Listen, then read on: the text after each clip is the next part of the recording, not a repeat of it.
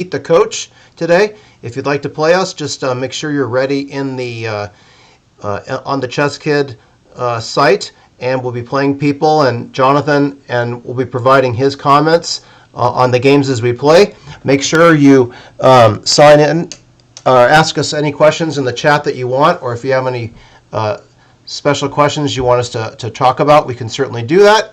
And Jonathan, how are you doing today? I'm doing well. How are you? Excellent, excellent. You're staying safe home? Yes, I am. All right, good. All right. I think we should start with Dear Happy Record, because I don't remember playing this person before. Do you?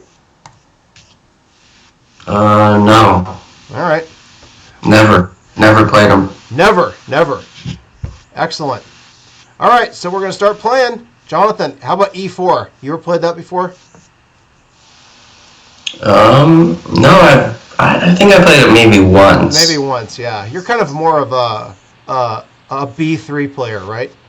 Yeah. That's the one you play the most. All right. So we got a Sicilian here. And Jonathan, you want to try an open Sicilian?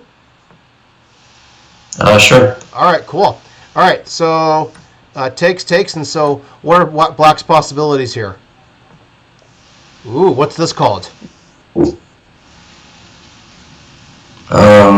This is the con, right? The con Sicilian, yes. The con Sicilian is when they play E6, A6. Generally speaking, the knight does not end up on C6. It normally ends up on D7 instead. So this is more of a positional type of line. So let's go ahead and play knight C3. B5, all right. Hello, Jonathan. Hi. I can see your face now. Is my face good on the chat? Huh? Can you see my face on Twitch? Yes. Excellent. Did you comb your hair today? I did not. I can tell. All right, so here we're gonna play a G3 variation. At least I got you to smile. So this line with G3, Jonathan, this is a line that if you don't know what to play in an open Sicilian, sometimes this structure is generally pretty solid. Okay. And so we're going to go ahead and castle. So Black's playing pretty well so far, don't you think? Yeah. All right. So the question is how do we generate an attack? What are some possibilities for White here?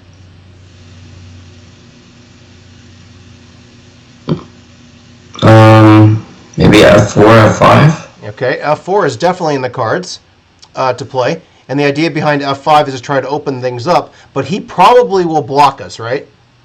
Mm-hmm. And then we have to go to plan B. So F5 is one idea. E5 doesn't quite work here because I feel like Black is very well developed here. So we're going to have to play it more like a Scheveningen, against a Scheveningen sort of structure. So G4 is kind of risky, but I think it's also a good move here because we're threatening to play G5, and then if the knight moves, what would be some attacking ideas for Black, or for White here?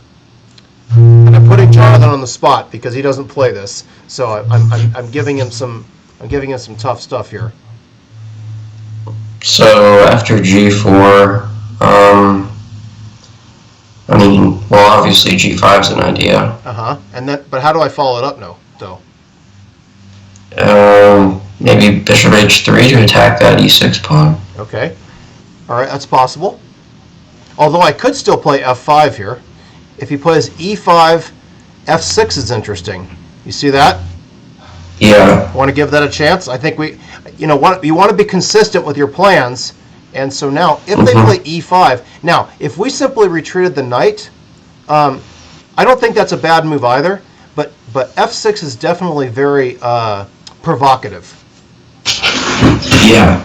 Now, Jonathan, what would be an idea if Black played knight C5 here? What are some attacking ideas for White? That's what he played. Okay. So what would you play here?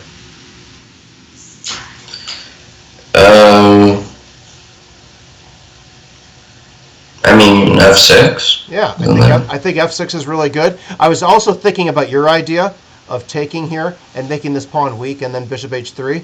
But I think f6 is really good because it shuts this board. This side of the board is basically shut off now. So basically all that shut off, and now we get to attack only on the king side.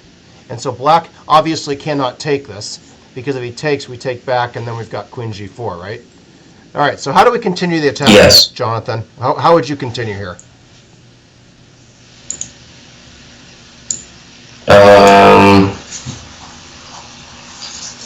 Well, we gotta bring new pieces in the game. So something like queen g4, maybe? Queen g4, or how about even more aggressive?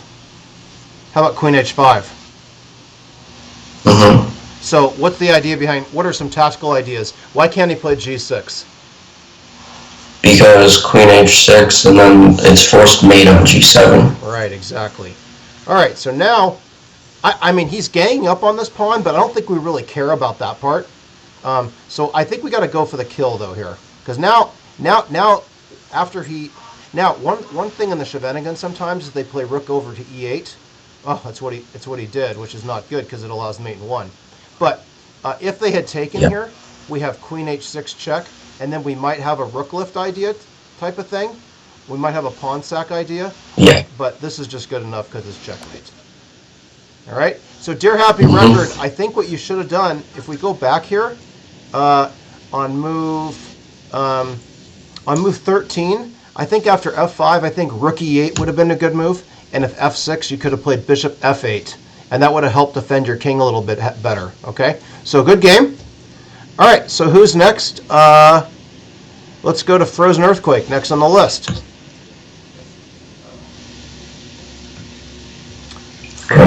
Frozen Earthquake. Okay, well, Frozen Earthquake. Oh, he's ready to play.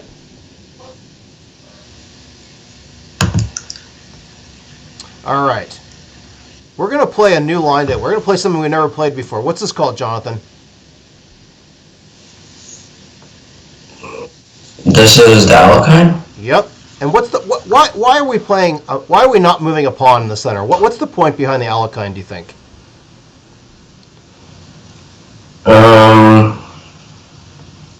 Well, it's kind of like one of those modern lines where you let your opponent get control of the center and then attack, the pawns in the center. Very good.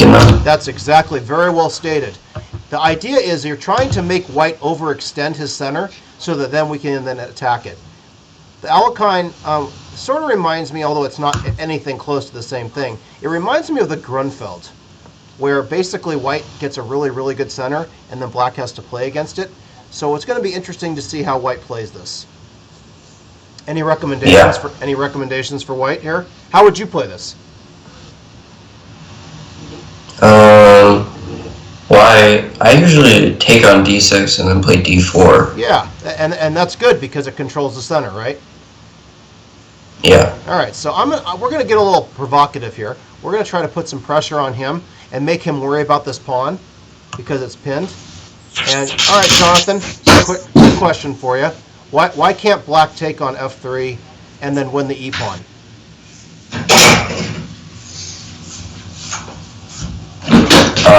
Because bishop takes b7 wins the black rook. Exactly. So we're just going to continue to putting pressure on him. Again, taking here would be a mistake because then on knight takes, we're helping develop the queen if he takes. So we're going to put some more pieces in the center. We're going to try not to give him any tempos. I want him to respond to us.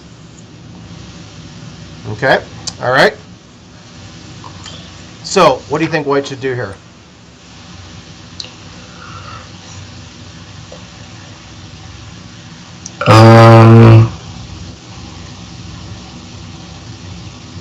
No, he took. He did take. It's probably the best move. But now we have what kind of a Jonathan? When you see this, when you see 4 pawns versus 3, what do we call that? It's a what kind of? What do we call it? Majority. Well, the person. Yeah, it's a majority of sorts. It's also what we call an unbalanced pawn structure. So, what does the unbalanced mean in this position? Means that one side has more or less than the other side. Right. And so if you have an unbalanced pawn structure, what should the side that has the where you have the extra pawn, so to speak, you should try to, one of the techniques we learn is you're supposed to try to use that extra pawn if you can. Now here we have a positional idea of taking here. And Jonathan, what do you think the idea of that is?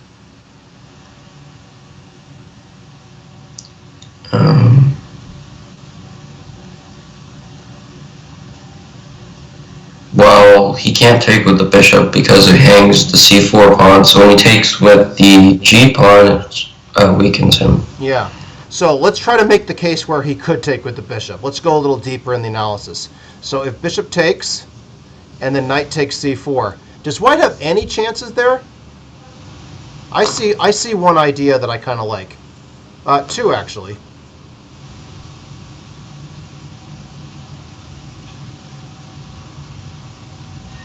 What would be some attacking ideas for white?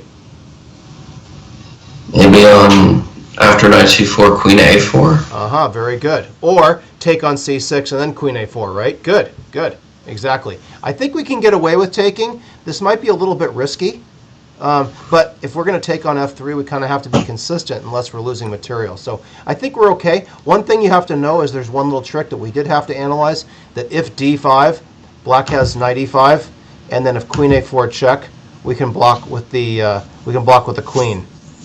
If there was a bishop here, he'd still have this trick. So we'd have to be a little careful here. All right. So our opponent is taking, and then let's see if he follows up on your idea with queen a4, because that does a double attack, right? Yeah. And so what would be my option against that, do you think? I mean, you could play knight a5 to defend both. And then what would black play? And then what would white play? And white would play like b4. Okay, forcing. Well, the knight to move. Yes. And then they take on c6. All right, so where does the knight go?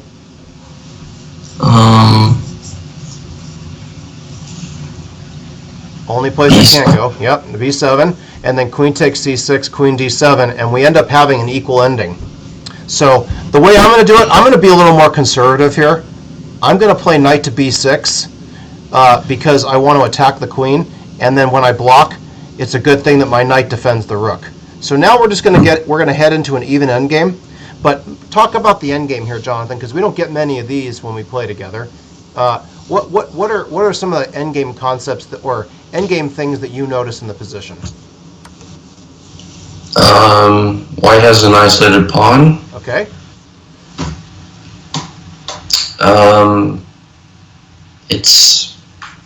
There's no real imbalances in terms of pieces. Like, you have the same color bishop, and you have the same types of pieces, so nothing there really. Whose bishop is better, do you think? White's bishop, for now. Yes. Initially, yes, but guess what? We're going to make it, well, we don't have to do that. What we're going to do is we're going to play flexible. We're going to play e6 and bishop e7, and then I'm going to bring my rooks over to the two half-open files. Okay. Notice I didn't play the move d5, which actually positionally makes a lot of sense because it prevents this pawn from moving, but I didn't really want the bishop to be on this diagonal, so I'm just going to complete my development here. And Jonathan, he just played rook d1, so what was his idea, do you think?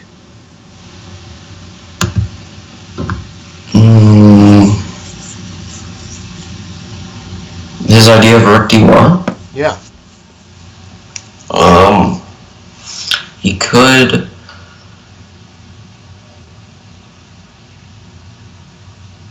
I mean, what's the obvious idea behind it?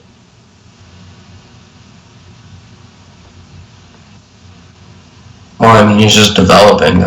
Well, he wants to play d5. And how do you think I would respond to that? I think you would wait. You think I'd leave it there? Yeah, well, if you take, it makes your pawn weak.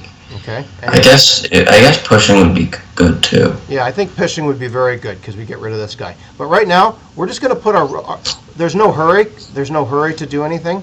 But I think what we're going to try to do is we're going to try to bring our rooks over like this, and see how that square is really good for the knight. It also, the one thing defending the knight is this pawn here. Okay, and so what we're going to do is we're going to bring this in, and now I'm trying to provoke a weakness. That's a term we use often. And so now what do you think white will do?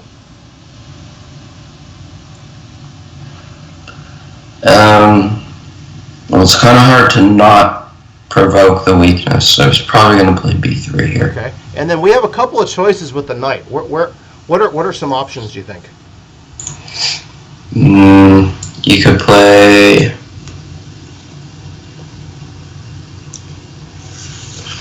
Well, you could go back, or you could play knight a5 and then knight c6. Okay. Yeah, I think that's a reasonable move to play. Knight a3 is also an idea, but I'm not sure where the knight goes from there. So I think this has a little more future here. But I think knight a3 would have been a good move also, but we'll go with your suggestion, because now what we've done is now this knight is no longer guarded by a pawn. And as we've learned many times, the pawn is the best defender that exists. So now this rook is tied down to defending that, right? Yeah. So, but again, it's maybe the most obvious thing to do is simply to double and go after the knight. That's possible. Although I actually come up with another idea. See, Frozen Earthquake is having trouble coming with a move. I'm going to play this move, and I'm going to make sure that this is like really weak now. So now we're going to go after him a little bit. So we're going to double our piece, double our rooks on the c file. Okay? Yeah. And then our opponent is actually trying to make some progress on the king side, but he has to be careful not to make too many weaknesses. Yeah. Yeah, because now he can't go to c1 with his rook, or else, the h4 pawn hangs. Exactly. So now he moved his knight. So we're going to go here and we're going to give him a checkaroonie. Ooh, interesting. Okay. And then I'm going to kick him out of here. I don't want him winning my a pawn.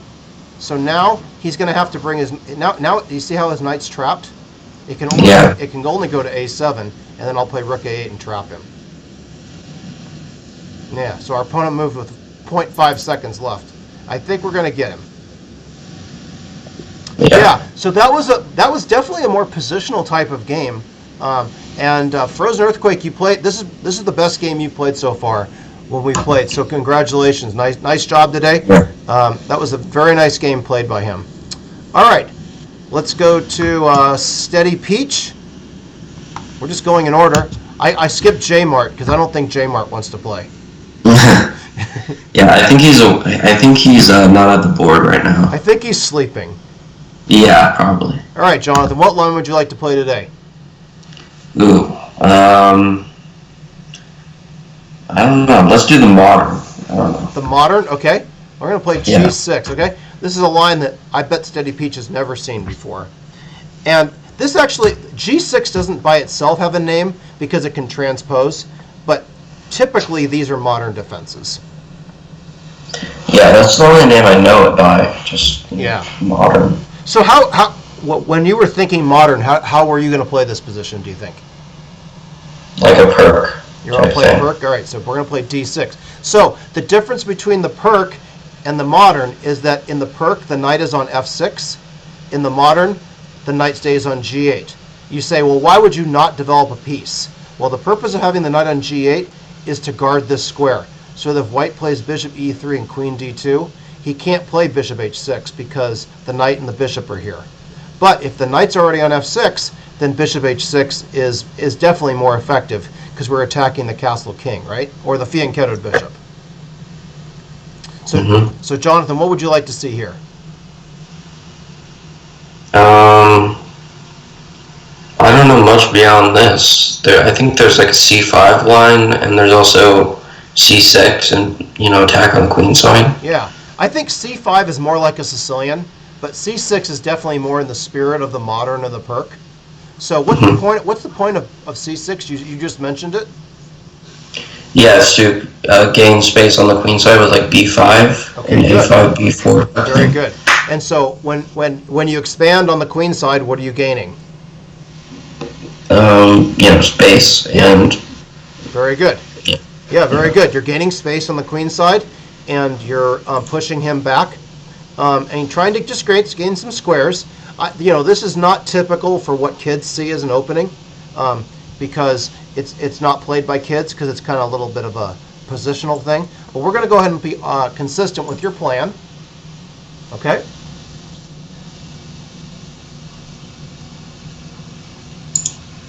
Okay. All right. So what is our opponent trying to do here, do you think? He's trying to undermine the b5 pawn. Very good, very good. And nice chess word. Undermine. Very good. All right. So he's obviously trying to get us to move this guy so he can take this with check, right? So what do you think would be a good counter to that? Well, you could play b4 as a type of intermediate move. Yeah. And then the advantage you can choose what to do with your pawn now. Very good. And what's the advantage of playing b4 as opposed to like a6 or something? Why do I like, knowing that I'm your coach, why do I like moves like b4? Well, because they're more active and aggressive than playing something passive like a6. Exactly. Very good. Nice. You know your coach well. Yeah. All right, good. So knight f6. So now what we're going to do is, I thought about taking here, and that actually has some muster, but I prefer not to open his position up too much. I want to make him take me so I can take back with a knight. And then we have kind of like what line? What have we sort of transposed to here, Jonathan? What kind of structure or opening? It's kind of like a Sicilian. Yeah, it's like a Sicilian, except we have a lot more activity. See this pawn on b4? It's move 8 for black, and he's already developed and already has a pawn on b4. So that's a lot more less typical. So all right, we're going to go ahead and castle here. But white's developing all his pieces. He's doing the right thing by doing this, so that's good. All right, so now look what he's trying to do. What do you think his plan is, Jonathan?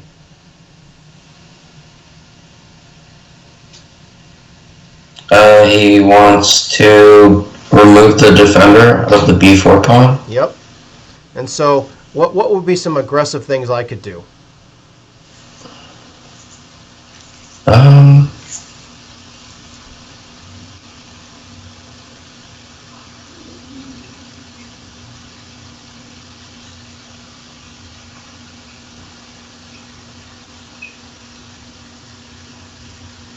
Any idea? I mean, I see a couple ideas. They're not necessarily aggressive, but like something like bishop b7, because if he trades on c6 and takes on b4, then the e4 pawn's hanging. Good. Let's try that. I like it. I like the fact that Jonathan makes a really good point here, is that just because he's threatening to win a pawn doesn't mean we have to guard it. Okay? We can do a counterattack and say that pawn is more important than this pawn, because that's a center pawn and that's a side pawn, right? Yep. So if he takes on b4, do we take with the knight or the bishop? How would you take? I would take with the knight. Okay, because why? Because it opens up your g7 bishop and attacks b2. Very good. Well. Very good. Nice. Very good. I like the thinking process, looking ahead there. So look what our opponent's doing. Our opponent's playing really, really well. I like it. So we could play a5, but here I'm actually going to move the queen to b6. I want to defend this in an active way. I mean, a5 can always be played, but if you have a choice between making an active move and a passive move, and they both do the same thing in terms of guarding the pawn, why not play the active move? Because see, the queen guards this, but it also has other stuff. All right, Jonathan, so we baited him to moving his bishop again. Where do you think the queen should go?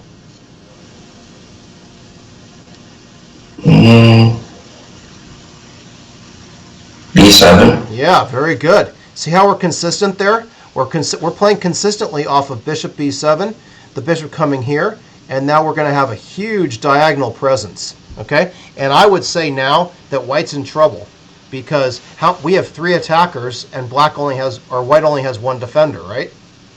Yep. So yeah, so he's trying to he went back, but I think it's too late, because now we have a whole pawn that we just won. But Steady Peach was playing very, very well there. I liked the way the way White tried to play, like tried to mix things up and tried to open up the center. I actually don't think it was the right choice, but I like the thinking process of doing that. And as we said, Jonathan, you said earlier, now this bishop is very, very good. And actually, this bishop's really good, right? Yeah. Yeah. And that shows the value of the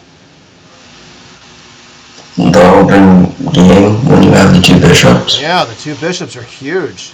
Yeah. So now White's in a little bit of trouble here. All right, so he's castling queenside, and now I can smell some attacking ideas, can't you? Yeah. Yep. Yeah. What comes to your mind when you're looking at this for the first time? Knight c3. Yeah. Because you're trying to mix things up. Jonathan, I love your tactical vision here. I want everyone to take special note of this, okay? There are a lot of good moves for black here, but this move is really, really cool. Jonathan, explain your thinking process of why you played that move. Okay, so first of all, it forks the a2 pawn and the queen, so he's pretty much forced to take, and then you can take back with the pawn, and it kind of destroys the queen side because your pawn is so far advanced, and he either has to take or weaken his dark squares, in which case you can bring your queen in to b4 and a3. Yeah. So see what we've accomplished? See this very, very advanced pawn that's guarding that square? Well, it doesn't take much to figure out that queen here is going to be deadly, because now we're going to go here. I was actually trying to evaluate, Jonathan, whether bishop h6 check first was better, king b1 then here, but I think he can play king a1 and rook over, and I don't think we kill him right away, but I think we are still winning. But now he really has a hard choice, right? Yep. So, again, we always say on ChessKid, you can't quit. You got to come up with something. So he tries that move. What I probably would have done instead was move my rook over, and then have the king run. But we're going to go ahead and grab this guy, and we're going to violate some general principles here by not trading queens. Now, just be careful that if when the queen goes here, you got to watch about knight g5. So I'm going to go ahead and take this guy if he does that. Right. Because it would be the worst to be up a rook and get mated, right? Yeah. Yeah. Okay.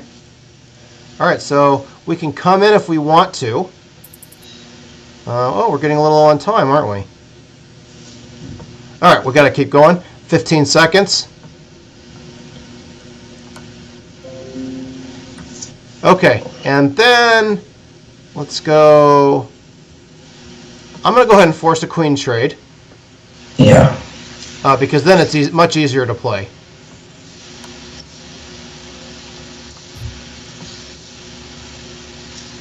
And then we're just going to pre-move a little bit here.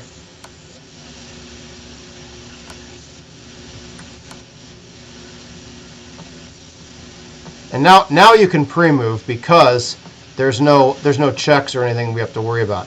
Now we're gonna hem him in here. Mm-hmm. Do you see any mating ideas, Jonathan? I'm trying to find one myself.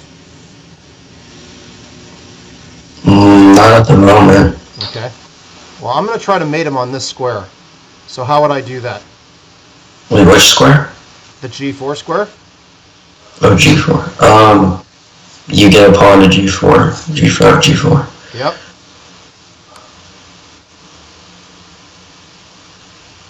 And he is checkmated. Okay, Steady Peach. Again, that was one of your best games that you've played, so good job. Good job. I know time played a little bit of a consideration there, but that was a good game. I think people are getting a lot better, Jonathan. Yeah, I agree. All right, strong carrot. Strong carrot. Give me a carrot. Strong carrot. Let's go, buddy. Also known as TS. All right. So. Oh yeah, right. All right. So we're gonna go. He's playing E4, E5.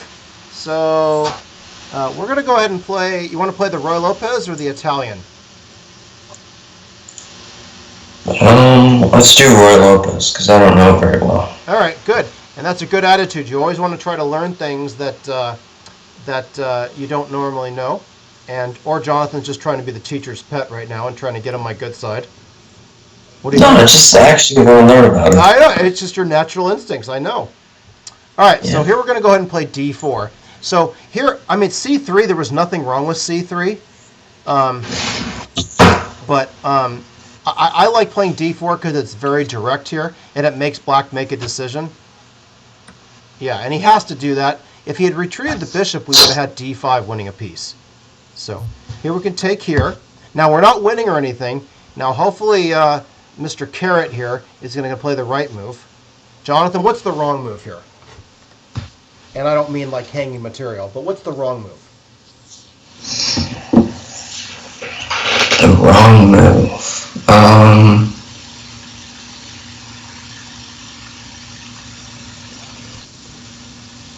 Yeah, the wrong move would have been giving up the bishop for the knight. Okay? Oh, yeah. All right, so here we're going to go ahead and take this. Now, this might seem a little peculiar that we're giving up the bishop for the knight, but what we're saying here is that that double pawn right there is going to be worth it for us to... yeah, and here actually he does make a mistake. The best move is to preserve the bishop pair by taking with the pawn, because at least you, even though you have double pawns, at least you have the two bishops. So it's a little bit of an error to do this, and now we definitely want to take and give him the double pawns. And then the question is, do we play something aggressive like queen g4, or do we just develop? I think we're going to develop, because that's what my coach told me a long time ago. All right, so Jonathan, do you notice any positional idea that I might have in store here?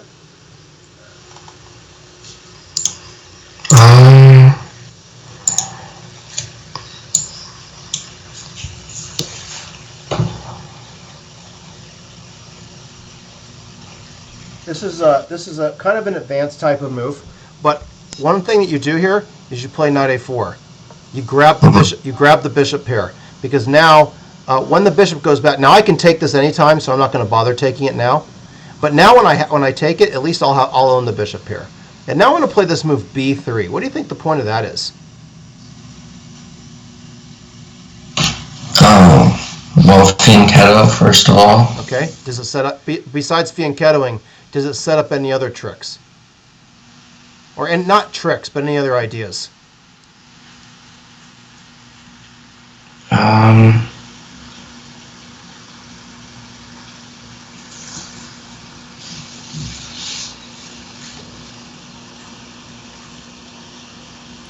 mean, you could put your queen on d4 once you trade the bishop. Okay, yeah, takes queen d4. He'll play f6, which gives me a slight positional advantage. What do you think about this move of c4?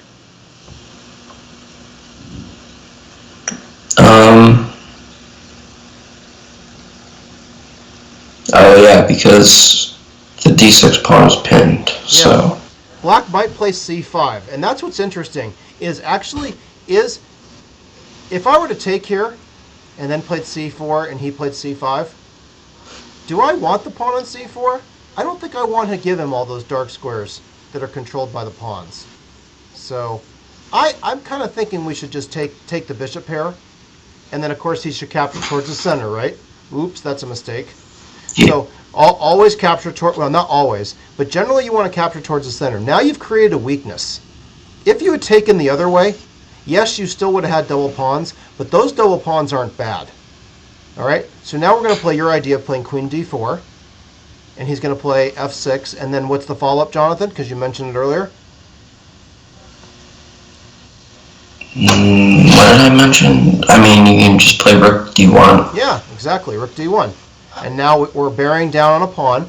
It's an advantage for white. It's not an enormous advantage, but the bishop versus the knight in an open position is definitely good for white. But it's nothing black can't solve as long as black is patient. Black can't panic.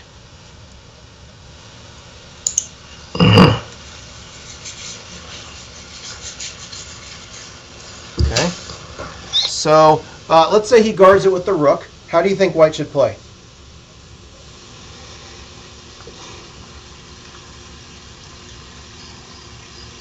I mean, white can continue developing with like rook fe1. Okay, that's one idea. Um, Any other ideas? f4 and e5 maybe. F4, E5 is possible, sure. I think what I'm going to do here is, when in doubt, don't move a pawn. So you know what I'm going to do? We're just going to be a cow, and we're going to follow. We're just going to bear down on the weakness. Okay. And now the move that black has to be careful of is not to get too scared and play a move like d5, because that's actually what white wants. It doesn't lose or anything like that, but I think it's the wrong type of idea in these positions. But it's hard to play these positions, because one of the things that I think is hard in chess is when you're just sitting there and you're waiting for your opponent to do something. That's the hard part. Yeah. So, any additional thoughts here?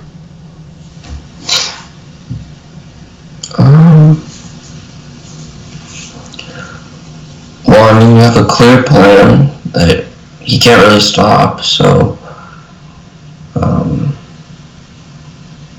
Yeah. I'm not sure.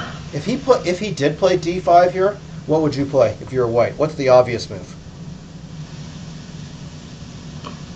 The obvious move would be to just keep, rook fd1. Right, exactly. Put pressure on him. What you have to balance is, what if he plays c5? The queen moves and then d4. I think that's something that white wants because it helps open up the position, but I'm not 100% sure about that.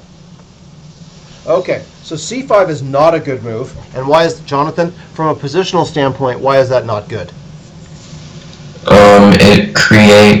It makes d6 a backward pawn. Yeah, it's a backward pawn, and now playing d5 is going to be really hard. I think the best move was simply queen e6, and then if we tripled, then rook d7 and rook d8 would have been a very, very safe way to play it. Yeah. So here we're going to go ahead and check, and now I like checks because they're forcing, and then my next move is going to be what? We already said it? Rook fd1. Right, and now he has to worry about this. This is now a target. Okay, so what do you think? What do you think Black's going to play here? He's going to have to move the queen, right? Yeah. All right. So if he plays queen to c6 or queen c7, what would you play if you were white? I play queen e6. Very good, very good. Yeah, every time a piece moves, it's guarding one square, but if it goes here, that square is no longer defended anymore. All right, so he's actually baiting us to go into a 2 rooks versus queen ending. And that's actually, I don't think that's necessarily that bad an idea of him, actually. That's very creative. What are we going to play here, Jonathan? Do we take? If we take all those guys, he does have a back rank threat, but I don't think it's a big back rank threat. But I prefer not to give him the imbalance, so I'm going to give him some more things to worry about. I'm going to play g3, and that's going to keep the knight out of both of those squares. Now, the downside is it does weaken the light squares. In retrospect, g3 is probably not the right move, but all right. So now the question is, do I take it or not? If I take it, take it. If he takes, we're going to get to a double rook ending again, except now all of a sudden this rook is open. I'm a little worried about this. Takes. I don't want to give him the 2 rooks. I'm not really happy about those type of positions. So unfortunately, we have to admit that we made a mistake, and we're going to save our queen, and we're going to guard the f3 square. It doesn't mean we can't play rook takes d6 later, or still take later.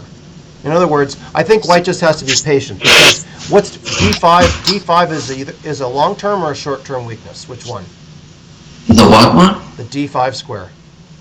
Oh, that's a long-term weakness. Yeah, it's a long-term weakness for sure. All right, you know what we're going to do? We're going to get rid of that knight, and then when he takes with the f pawn, we're going to blockade. And Jonathan, do you see the tactical idea that I'm seeing?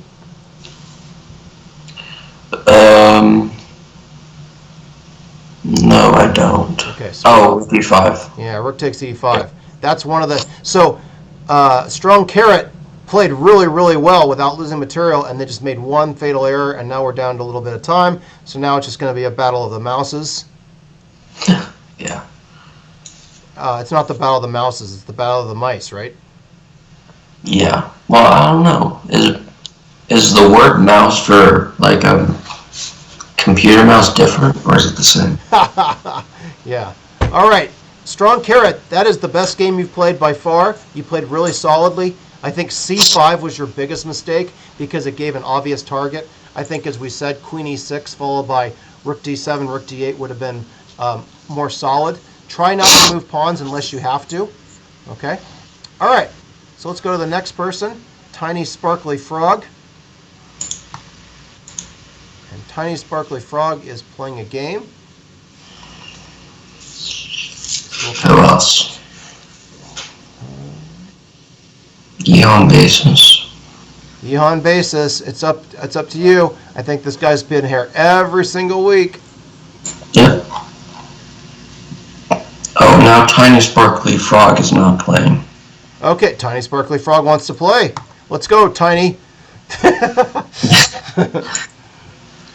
What would it be if it was a large sparkly frog? Oh my gosh, we can't play this. This is 15 minutes. Oh my gosh. We accepted this by accident. All right, we're going to have to play really quickly so we can get more people in, okay?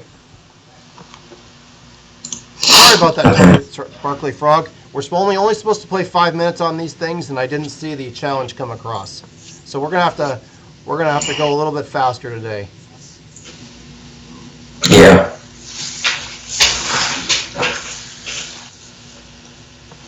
All right, so we're not going to play the fried liver like we did last time.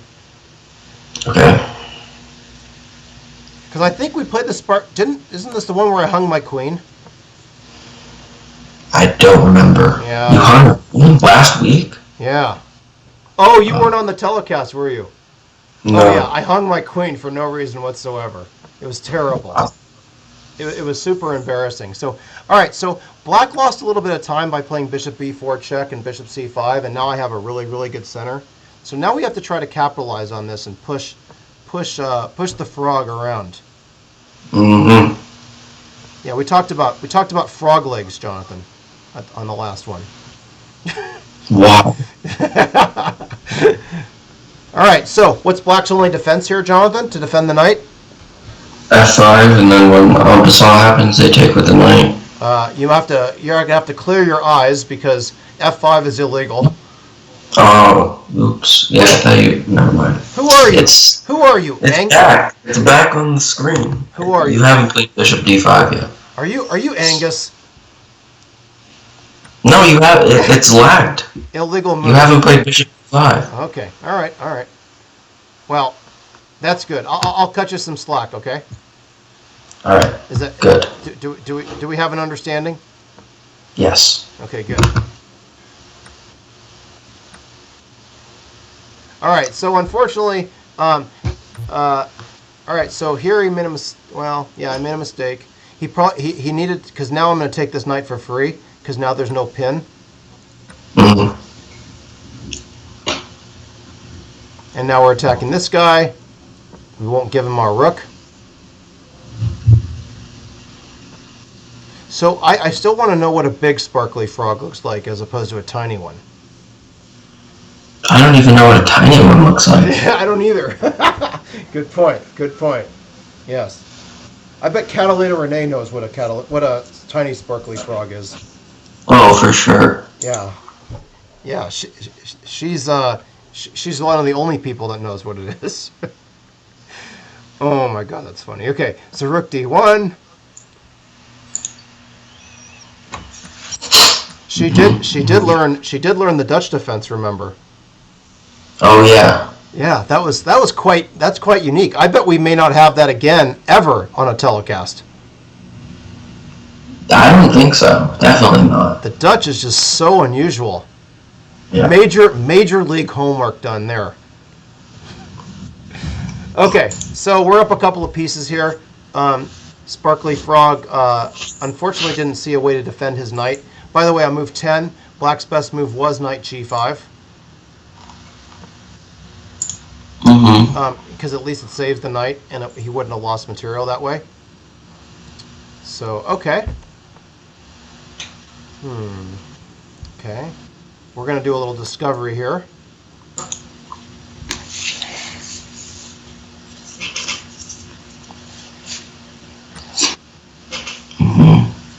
So, Jonathan, what kind of tactics am I looking for here?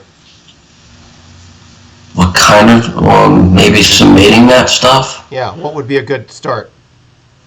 I mean, taking on f6, so Sure. It opens up some squares for your pieces. I'm going to do it with the bishop, because if I do it with the rook, well, I guess those moves are interchangeable, but I think we can just take this guy for this guy here. And then you have like knight g5. Yeah, and what does that threaten? Bishop h7 mate. Yeah, good. Black has a defense here with rook e8, sort of. Yeah. Because if I take king f8, I just have to make sure I don't get back ranked. And our opponent found a defensive move. Very nice. Again, on ChessKid, we do not like people giving up. You have to fight. All right, so now we're hitting this guy, and we're hitting this guy. And now I can smell a mate. Can you? Yes, definitely. What does it smell like? What does mate smell like? Never thought of that. All right. So here we're going to go. Ashton Ironwood, you are the next one, because I think we've played everybody else. Oh, Yehan Bases left. Well, Yehan Bases, if you're listening, come back on and we will play you as soon as we finish with Mr. Ironwood. I don't think that's his last name. I don't know. Probably not. Probably not. What's Ironwood as opposed to Silverwood or Goldwood? Oh, that's too complicated. It is very complicated. Let's get out the periodic table. Yeah. Okay. All right. So here we're going to play e4, e5, and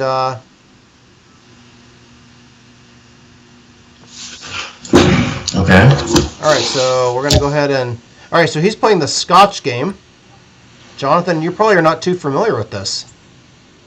Ooh. I'm not. This is called the Scotch Gambit. Okay. All right. We're going to go ahead and play Bishop c5. This is actually a line that I have played before. Oh, look at what our opponent is doing. He's trying to get us to go into a Muller attack. Real quick, for anyone that's not ever seen this before, in the Scotch Gambit, if you take, white goes ahead and takes on f7, king takes, and then queen d5 check, forks the king and the bishop. So the typical move here is knight f6.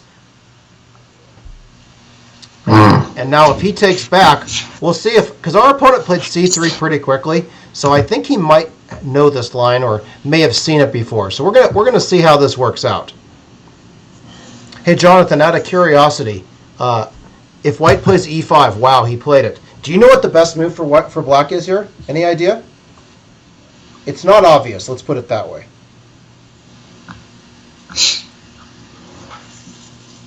The best move? Probably. I feel like I've seen this. I know I've seen it before. I don't remember what the move is. Think of a counterattack. Yeah. Okay. Take on c3. To lose a piece? I don't know. Maybe it's some kind of sacrifice. No. We want a counterattack. So the counterattack here is d5. Okay? Okay. And so if he takes here, we end up taking on c4. And this is actually okay for black, actually. So the typical line here, and I actually don't know this very well at all, but I know some things. I know that bishop b5 is the main move here. And then that allows us to play knight e4. And see what a difference is having a pawn on d5 as opposed to the pawn being back on d7? Okay? It gives us that foothold in the center that we so desperately want. Okay? Ashton Ironwood is bringing some heavy theory to the game here. Maybe Ashton was studying with Catalina. Oh, definitely. There's no question about that. All right, knight takes. I think pawn takes is the main move here. I think we can castle here. I think you can go ahead and sack this pawn because, Jonathan, if knight takes, what juicy might be on the horizon? Well, there's knight f2, bishop f2 ideas. Yeah, which one's better?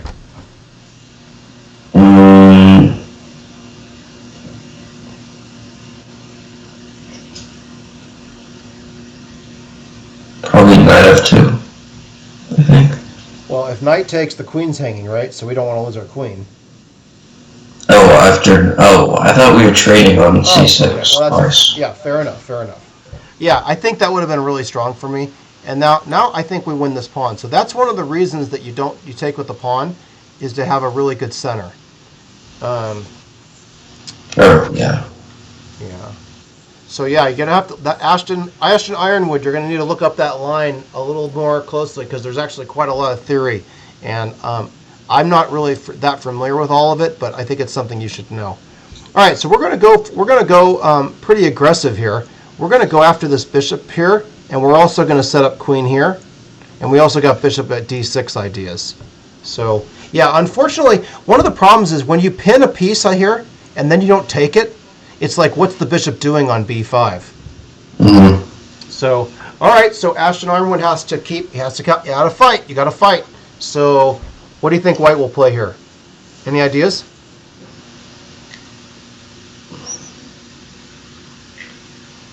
Well, that bishop on b5 is kind of useless. So it's probably good to reroute it maybe. Well, the problem is that you're attacking the e3 bishop. Mm-hmm. So I don't know. How do we address that concern? I mean, you probably have to play bishop f4. Very good. And bishop f4 creates a threat. What's the threat, Jay? The threat is f3. Right. Exactly. Very good. Nice. And Ashton Ironwood found that. Very nice move. Okay. And so. We have a couple ideas here. As you know, I like aggressive moves, so I like to keep my opponent always on their heels. So I'm going to play bishop here, and notice that when he takes and takes, he can't play f3. Number one, because of knight e3, but even more because of queen takes h2. Mm-hmm. So, Jonathan, what would you recommend for White here? I think White has one good move here.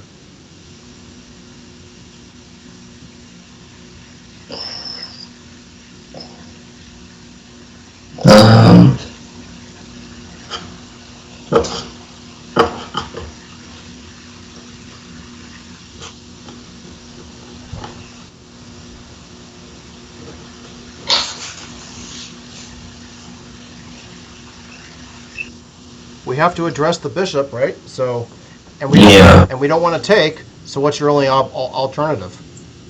I mean, I think the only way to defend it is queen f3. Yeah, I think queen f3 is a great move. Queen f3 puts the queen on a good square, and it helps develop stuff. All right, that knight e2 is not bad. It does develop and stuff. The question is, how is he going to deal with the same trick? Takes, and then queen d6 again. Because now he can't move the knight, right? Yep. So again, what's he going to have to play, do you think? He's going to have to play g3, right? g3 or queen f3, maybe. Okay, Unless there's some trick I'm missing. Oh, actually, Jonathan, what happens if queen f3? You already said it. Or you not said it, but you... Why what happens if queen f3?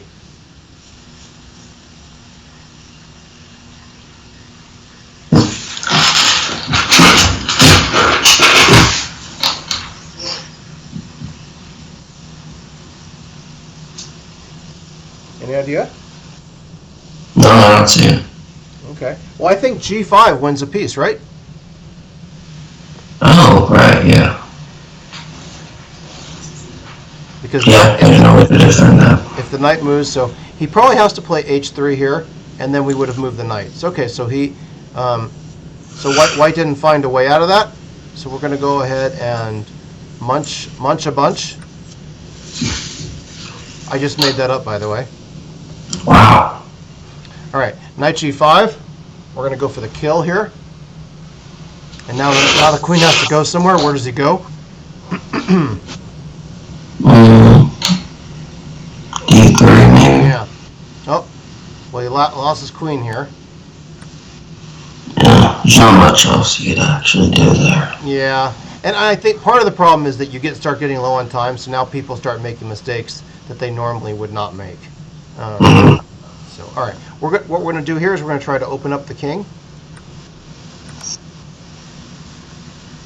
All right, and Jonathan, what's your pleasure? How do we go for what's the most efficient mate here? I actually see one, not in one move, but.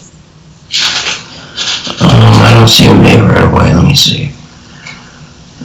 Oh, bishop g4, king takes, rook f4. There's gotta be a mate there, right? Maybe, yeah. Or how about we just play the quiet move, which threatens f6. His only defense was king h4, but that would have been mate in 2. So, yeah. So, yeah. Again, I feel like today. I feel like the quality of the games have been much, much better than we've seen in the past, don't you? Yeah, I agree. Yeah, these are good. These are great games and stuff. All right, we're going to play one more game, and we'll start with We'll start with Dear Happy Record. What I want to know is, does Dear Happy Record listen to records? There's not many records. I know. What happened to them all? I don't know. All right, Jonathan, we're gonna play this. We're gonna play this game in your honor. Okay. Oh, the best opening of all time. The French defense, right? Yes. All right, so we're gonna play an exchange variation. I have it on good authority. This is your favorite line of the French. Oh, right. Yeah. Super, like aggressive. Everything, very fun. Yeah. All right. So we're gonna play it. We're gonna develop our pieces. We're just gonna play it kind of a. There's nothing wrong with it. It's just not the very aggressive line. If you're looking for a more aggressive line on move 3, Dear Happy Record, I would play knight c3 or knight to d2. Knight d2 is the Tarrasch. Jonathan, I think you play that one, don't you? I do. Yeah. Yeah, it's pretty aggressive sometimes. Yeah, it can be. Yeah. All right, so we've developed our pieces so far, and so our opponent is trying to make us take, and I think we're going to oblige. But Jonathan, if I take here, what do I have to follow it up with? Like almost for sure. If I'm going to take this guy. Very good. And why did you say that so quickly? Just because it's kind of like ingrained. Like when you trade the knight on c3, that weakens e4 square. Mm-hmm. Right, and you want to take advantage of it, right? Yes. Yeah. Okay. So now we're just going to improve our pieces. Yeah. You might have not anymore, but there might have been an idea of trading on f3. Yeah. Good. Very good. I like it. I like the way you're thinking. Yeah. So here we have an equal position. We have a symmetrical pawn structure. See this guy? I mean, it's all symmetrical.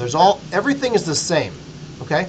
So the only difference is that black's pieces are a little more active than white's. So I think we're going to go ahead and try to keep improving our position with queen f6. All right, c3 is a useful move. It guards the c3 square. So Jonathan, you played symmetrical positions like this before. What do you do when you see something like this? Well, the problem is the c3 kind of weakens his light squares a bit, and you're going to take advantage of them by playing knight a5. Okay, that's possible. If knight a5, how are you going to deal with queen a4?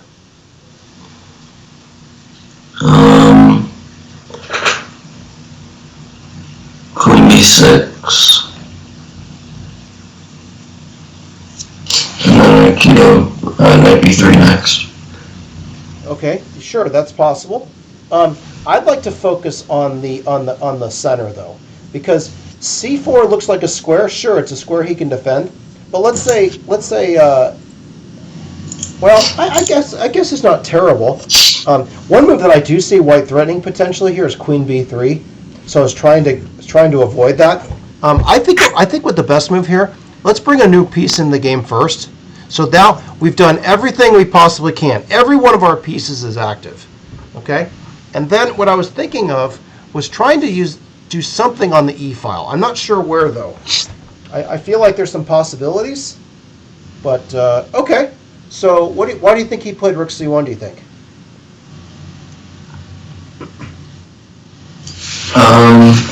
Maybe he's trying to go C4. Yeah, I think C4 is a logical type move. So let's go ahead and play Rook E7. And the idea here is to double. I don't really want to worry too much about C4 because it's not like I'm gonna get in big trouble. I mean, it's just he's just moving a pawn in the center, and it might isolate his pawn, right? Yeah. So Queen B3. So all right, you know what? Now we're gonna do with you. We're gonna do your idea now, Jonathan. We're gonna play Knight A5 with tempo. And you see, I kind of predicted that a little bit, and you see why I guarded this? I didn't want him to win this pawn. Mm-hmm. So we kind of set him up here to kind of like gain a tempo, and then we can use your idea of putting your knight on C4. And if you put the knight on C4, that weakens control of this if the bishop ever takes. Mm-hmm. So yeah, there's a lot going on here.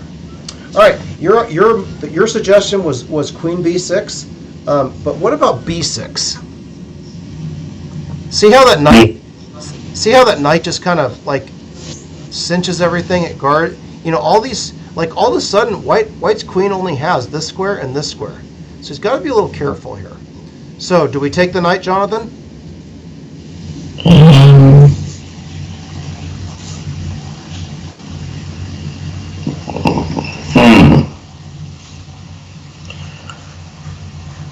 I'd say yes. Okay, what's your idea?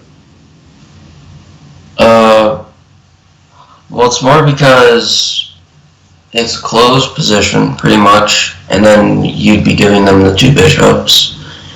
And also, I think the light square bishop is bad. Like, your bishop's bad because the d5 pawn's a light square on a light square. Yeah, so that's possible. I'm wondering. Or, what's wrong with just keeping the tension? Nothing at the moment, I don't think. Because what weakness? This is an advanced concept for everybody watching. But this pawn going here, what's the effect of that? Why is that potentially a problem? It's a target for any of your pieces to attack. And it weakens what square? Weakens G3, for example. Yeah. How do we take advantage of that potentially? I mean, actually, you could play like Knight G3. Exactly. Very good. Nice vision. All right, so we have to play a little faster because we're getting a little lower on time. But all right, so I was a little worried about this, but the thing is that we can always play F6 and get rid of it. So I'm not too worried about this. I think we can go ahead and do this. And now, Jonathan, once we get rid of the knight, then we can use your idea of bringing the knight to C4. And if he kicks you, you can always come back to D6. And that reinforces the E4 square. Right. Okay. So we're going to get rid of this guy. Get out! All right. And then, okay. And now we're going to go ahead and triple on the file because I want to create some action here on the file, right? Yeah. But I have to watch my time a little bit because this is the danger of playing symmetrical positions.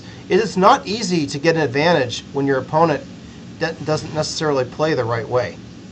So, yeah. Okay, so now what are we going to do here? I'm going to play knight to D6. And I know that's a little bit scary because of this, but if he moves the bishop, I'm going to go ahead and take on E2. Or am I? I don't actually, you know what? I don't think I would. Takes. Nope, we're going to come back. I'm surprised it didn't take on H6. Yeah, that's a good thought. Yeah, let's get off of that diagonal. I don't like that. All right, so now we're going to bring the knight into c4.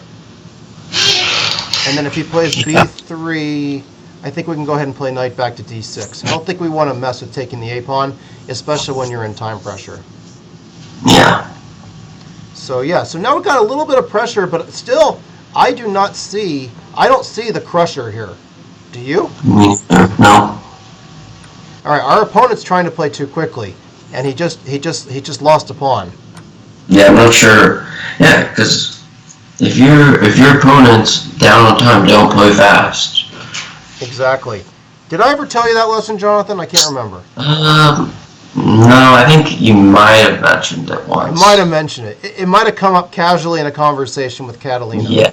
Yeah. Yeah. We were discussing the inner depths of calculation. All right, so we're gonna have to try to get some seconds back on this. Now, one thing here is in the end game, you always want your king to be a fighting piece. See how we're blockading the d pawn, and do you see this pawn here, Jonathan? Yeah. What's my idea behind a5? Do you think?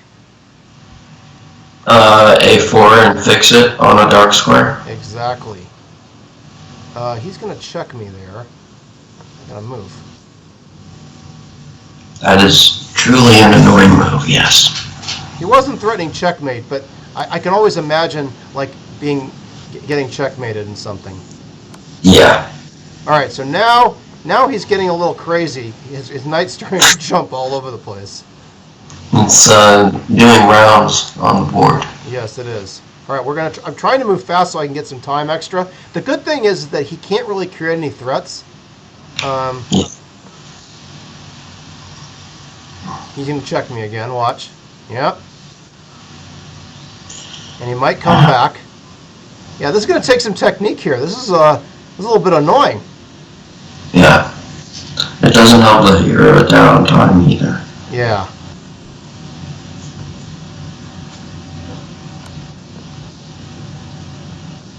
All right, so that's good. We got a little bit of extra time. Our opponent's actually playing decently well here. Yeah. All right, these knights being connected is kind of a drag. Yeah, they don't have like a melody or whatever. Oh my gosh, I hung a piece. Oh no, I pre-moved by accident. Uh-oh, we're in trouble now. Uh-oh. Wrong pre-move. Yeah, that's the problem when you pre-move is you can easily screw up. Yep.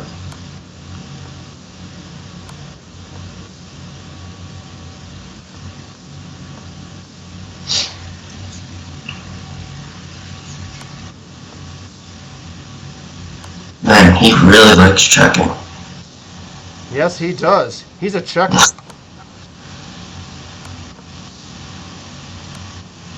I mean, He's trying to beat me. Oh, it's a draw. Congratulations, this is the first person that has scored against us, Jonathan.